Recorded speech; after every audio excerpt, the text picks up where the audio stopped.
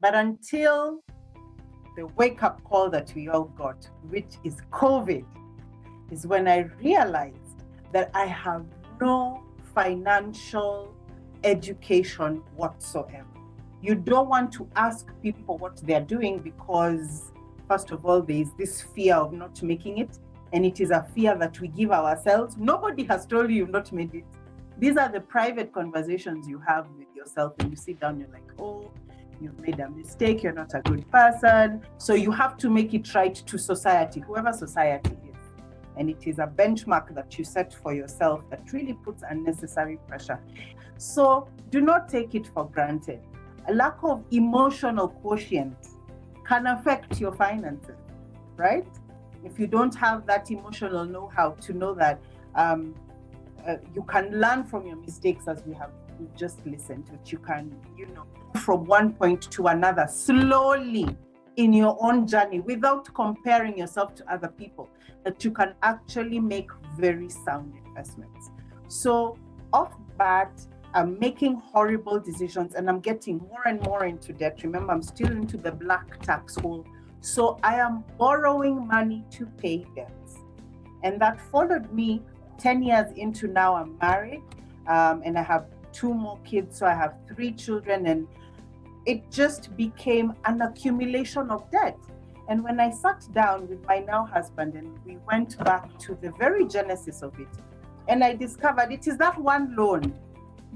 We take things so much for granted when you make what is called a myopic decision. One mistake that can really, compound the sort of effect. So it's just that one loan, and how that one loan led to another loan and another loan and another loan. So it moved to another loan and another loan. And now I'm married and I have 3 children, and then COVID came.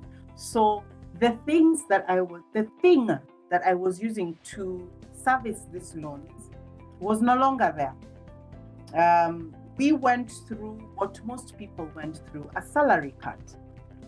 My husband is in the sports field, and if you're in sports or anything outdoors, they are the most hit industry due to COVID. Sports, hospitality, that's hospitality and tourism, and also real estate, people who rent. So he was really hardly hit. He had so many events lined up. They were canceled because we went into lockdown. And then when the restrictions were eased, sporting activity was totally canceled, except the athletes who are training for the Olympics. So our regular sources of income were completely diminished. And between him and I, we have no sound advice in terms of how we can manage our finances, how we can take care of our children. We have 2 kids under the age of 3. It just became a mountain of mistakes.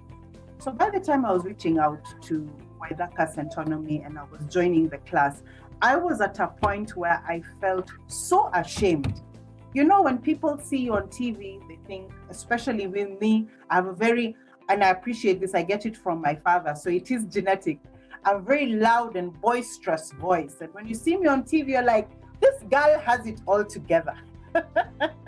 And I didn't have it all together. I was ashamed. I came into class and I'm listening to testimonies of people who are much younger than me, talking about owning their own house. And I'm still paying rent. People are sharing and saying, oh, because the first class in Centonomy, you're asked, do you know your money is in your pocket? And we are asked to equate what we did over the weekend. And people are talking about spending 25,000 shillings in drinks. And I'm ashamed because I can't afford 25,000 shillings in drinks. I ball on a budget. You know what I mean?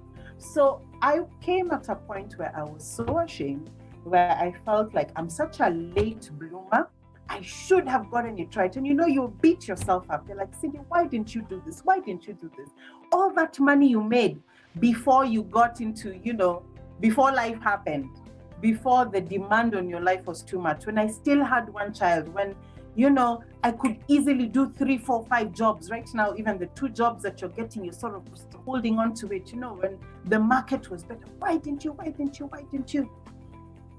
And it is actually the class that we did on our mind that freed me from that guilt.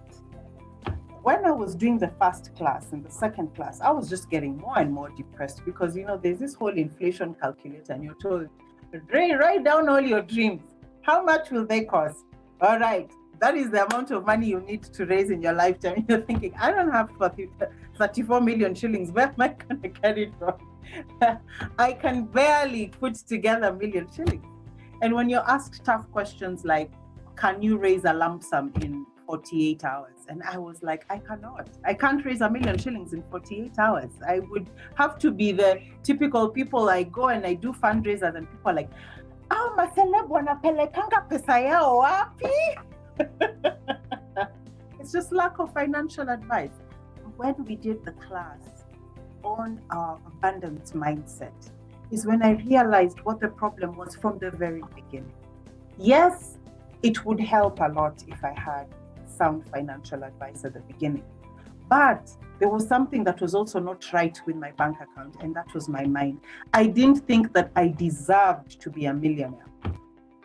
There is the knowledge that I have received from Centonomy, something small like what I do with my money every day. The reason I'm sharing my personal experiences is because I know there are lots of people who are like me who don't see anything wrong with buying lunch every day at work. You know that thing of Kwambia Mwili Pole, you guys, I am a River Lake Nilot. I love living the good life. Not soft life that you're talking about. It will make me comfortable. I will spend money and I will not care. I will go to an expensive restaurant. I will buy myself a good bottle of wine, and if I don't feel like cooking, we're on the phone, we have all this app, kids, who wants KFC? Yeah, and I feel like I'm treating my children and all these small things that I'm doing are actually eating away at their future. So it was such an eye-opener because it's what Centonomy 101 does is that it gives you very practical tools on how to live your life in abundance and how to live your life for the future. And when I say for the future, the investment that you make is not only for your children, but your children's children.